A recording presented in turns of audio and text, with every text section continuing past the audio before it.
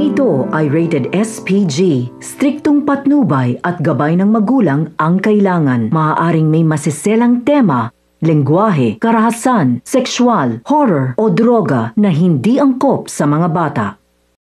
Buong pag-aakala ni Olga na mag-aalala si Ramon matapos niyang sabihin na bigla umanong umalis ang anak nito. Ngunit sinabi ni Ramon na kung talagang totoong Montenegro si David ay handa itong tanggapin ang lahat, maliban na lang umano kung hindi niya talaga ito anak. Matapos mapakinggan ni Amanda ang balita tungkol sa pagkakapatay sa kapatid niya na si Cynthia, ay sinabi ni Amanda na kinakailangan niyang bumalik sa mansyon dahil hawak ni Agustos ang pamilya niya. Inutos ni Augusto sa kanyang mga tauhan na bantayan umanong maigi ang mga magulang ni Amanda dahil sigurado umanong babalik si Amanda kasama si Primo upang iligtas ang mga magulang nito. At dito siya mismo ang papatay kay Primo sa harapan mismo ni Amanda.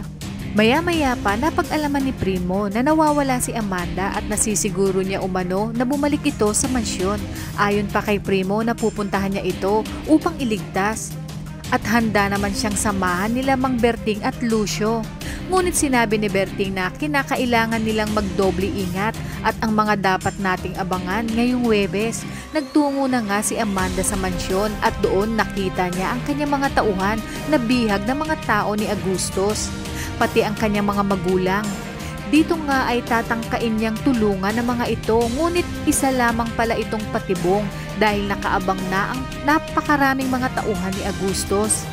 Maya-maya pa ay darating naman sina Primo, Lucio at Berting at magsisimula na ang pakikipagpatentero at palitan ng mga bala na magkabilang panig hanggang sa dumating na si Agustos at sinabi kay Primo na sisiguraduhin niyang walang makakaalis ng buhay.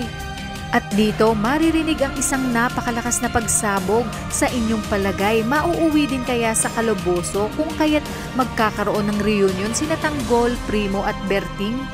Kaya kung bago ka pa lang sa aking channel, ay mag-subscribe ka na at i-click mo na rin ang bell icon para updated ka sa pinakahuling kaganapan sa paborito mong teleserye, ang FPJ's Batang Quiapo. Hanggang sa muli, salamat!